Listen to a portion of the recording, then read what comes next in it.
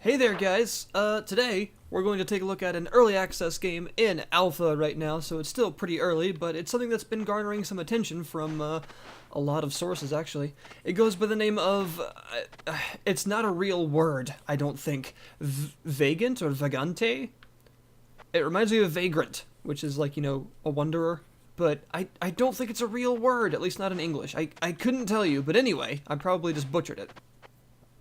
This is one of those rogue-lite platformer style of games that's super difficult and has a ton of random generation replayability. So something that I like to cover a lot on this channel because I think it's a very interesting bunch of sort of genre groups, and this one's a bit special, so let's jump in.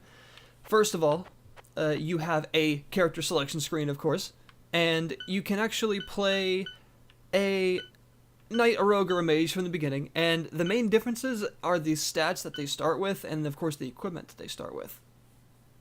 You can also unlock these things called backgrounds, which are like starting boosts or not boosts, basically. They can make it easier or more difficult for you, but not by a lot usually. Although Deprived does make you start with, you have to punch things, so yeah. But I'm gonna do strong because I like it. And the way you unlock those is actually through getting achievements, basically. This Book of Secrets will kind of tell you all the things that you've unlocked. So you unlock the strong trait by dying 10 times, etc., etc. Basically, it's one of those methods that we've been seeing more often of making each run kind of work towards making you stronger each time. That's kind of the idea. But let's jump in and see what it's like. So the first thing you're probably noticing is the fact that the graphic style is interesting. It's, pretty good looking, actually. And, what? But it is this, 8-bit, I guess you could say, style, or more like 16-bit, but I just prefer the word pixel art because it's a bit more truthful, in my opinion. It's not really either, so I like pixel art the most. And it is actually quite pretty. Very nice music, very nice environment art, especially when you get to places like the ruins and the forest, which look quite good. And the enemies are adorable, like this little slime. Ow. But you must kill them. So you can kind of see how it works already. And one thing to say, you start with an ability point, and there's actually a level up system in the game. It takes the more RPG side of the roguelite genre. So you level up by, you get a point to start with, and every time you level up you get another one, and you can put points into many things. Every class has all of the attributes you can put points into: strength, dex, vitality, intelligence, and luck. But they also have these special class by class things that you can put points into instead, and there are 4 ranks of each one giving you various different things. I like to start with Wand Mastery for this guy because it actually allows you to do more damage with wands, which are fairly pathetic at first. It also makes it to where they're quite strong once you get wands that are actually magical in nature instead of this basic gnarled stick that you start with as the mage. They're actually pretty impressively strong depending on their element and what they're supposed to do. It actually adds damage, and it makes it to where you can actually use them for melee combat instead of only casting spells with them, which they have limited charges of. So I'm going to do that. A point in one mastery, and you can see what it does all the way up to level 4. You can check what each skill does. Another one that's pretty useful for the mage is alchemy, the first level of alchemy, because it takes the rogue-like way of doing loot, where everything is unidentified for the most part until you equip it or use it, including potions and scrolls, which can be different every time. What is that spell? Frost Nova. Okay. So the mages, since the new update, actually start with one of 3 spells: a fire, ice, or light. Good job, doofus. A fire, ice, or lightning one. Huh. And they're actually costless. They don't cost you anything to use. Oh, there we go. But there are many other spells you can gain while playing any class. Any class can use anything, pretty much. You just have to be willing to devote the actual usage to it. So, mages have a lot more mana, for instance, so it makes it easier for them to— oh god! But one thing to I'm gonna die. One thing to consider is that, oh god, the random nature of the loot means, just like in a lot of more classic roguelikes, you don't want to necessarily equip everything you come across as soon as you get it, because it's likely to be cursed, and you can't remove a cursed item unless you uncurse it. Okay, that was a regeneration potion, thank goodness. But they could be good. You know, it could be a good item, but it also might be something that gives you stats that you don't want, and you would rather have something else, or something that actively lowers your stats. And if it's cursed, you can't unequip it. So that's, you know, something I've always loved for some reason from classic roguelikes, and I'm glad they adapted that system into this game. I think it fits it very well. This is one of the rogue-lite style games with the most classic roguelike elements I've actually seen done this faithfully, which I approve. There you can see I got a dagger, but who knows if it's cursed, if it's great, if it's crap, until I either find a scroll of identify or equip it. And since I really want to be using wands, I'm not going to equip it, because if I get a good wand, then I might not be able to use the wand instead. I'm dead. That was a very bad start. I did very poorly. So let's do it again. Start with the same character, only this time it looks like I get some sort of fire spell, and a newly generated dungeon every time, of course. You always start in the dark caves, but it's different. It's a different layout every time. Hang on now, I can't level up yet. Ah, a little volcano. So, another kind of interesting thing about the game is the way the mana system works. You can see my mana bar in the bottom left there. Of course, these spells are free, so it's not relevant yet, but every class actually has one, and different things, besides spells, some specific skills that each class can get, actually use mana, and you see that little blue soul-looking symbol there. That actually is something fairly unique. It represents your, I guess, mana regeneration. As your mana gets depleted and then regenerates slowly over time, that little soul-looking thing will shrink. And eventually it'll just poof out of existence, and at that point, you will actually lose the ability to regenerate mana naturally until you go to the next floor of the dungeon, or you find a mana regen potion. So, I find it interesting that you actually have a limited amount of mana regen. It's kind of cool. I guess it makes you want to use spells a bit more sparingly, depending on what class you are, or just any ability in general that uses mana. It's interesting. I like it. It definitely serves to make the game even more difficult, which it doesn't really need help with, but there we go.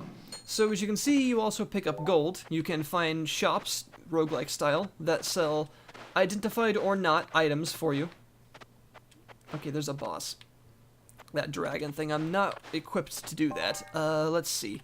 I'll just put on these gloves. They are kangaroo gloves. Heavy punches. So I'm guessing if I go unarmed and punch things, I'll get like a really good knockback effect or something like that. That's cool. I approve of random loot systems in games. I love it. And this is definitely no exception. It does it very well. And there are actually lots of items, especially weapons, to discover, which I really appreciate. I approve heavily. Nice. Defense and vitality. Vitality. Ow! That did a lot of damage. Nope. So, here's the thing. You don't have to kill the bosses on every floor. You can actually make it to the door that takes you to the next level without killing the boss. However, that chest right there contains really good loot, usually many pieces of various things, and the only way to open it is to get the key that killing the boss gives you. So, I like that too. That's another system of risk-reward that games like this are known for. You can take on the boss if you feel up to it, but you don't have to. Although, oftentimes you do have to pass by the boss to actually get to the door, so that's a bit of a problem. Alright, I'm not doing that well. Let me use this. Oh, it's a magic mapping scroll. Very nice.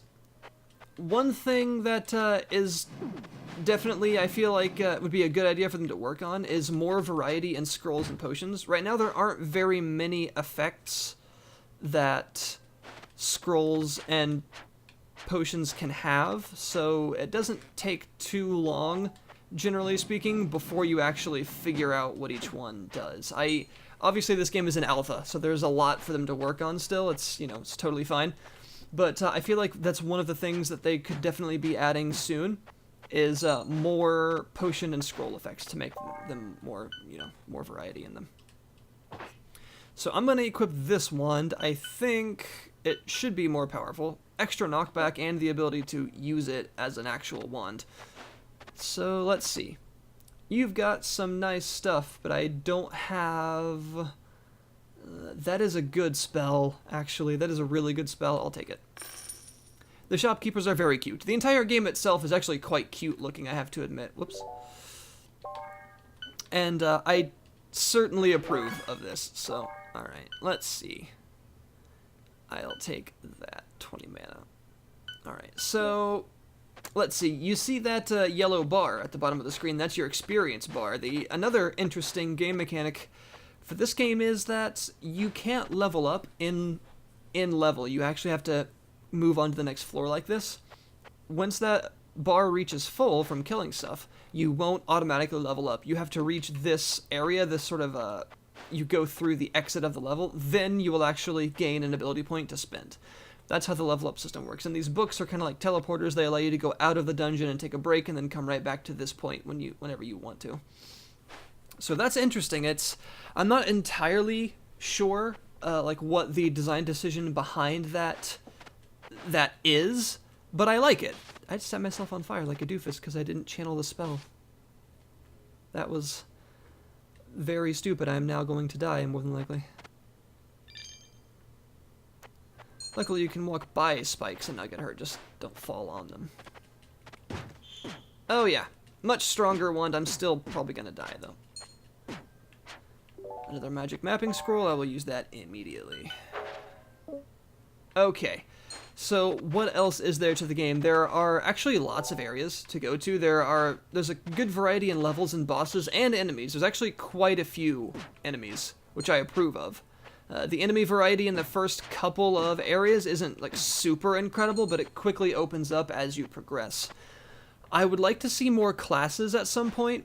That's another thing I feel like they could add. I feel like maybe some sort of minion-based necromancer, or maybe a shaman or druid that revolves around using totems as like area buffs, debuffs, and damage. Maybe some sort of like really extremely tanky character. Something like that. But I'm going to show you a different class just to do it. I'm going to play the knight. So the knight likes to use blades, who knew, and has a couple of interesting starting skills, but as you can see, a much lower mana pool to start with. But if you're lucky enough to find one of the mage's starting spells that doesn't use mana, you're in a good spot. So he's got the sword tree, or progression, which allows you to do many other sword attacks. The holy kind of, holy is, I don't know, it's a bit confusing, actually. It does many different things. This is the confusing part, the reincarnation. It drops your stats every time you die, but you come back. It's a little confusing because I'm not sure how many times it can happen if it just happens until your stats can't handle it anymore. And this sword beam attack is pretty useful, very Zelda-esque. But I'm going to go with the defensive stance because it allows you to hold down to block, and anything in front of you will be blocked. Who knew? You can also, you can also find those statues around the place. Those have different effects. You have to kind of memorize what the shrines are actually for. In this case, I believe you sacrifice equipment by dropping equipment next to it, and it can randomly spawn a different piece of equipment when you do that, but it won't happen every time, so I'm not going to worry about that right now. Very nice.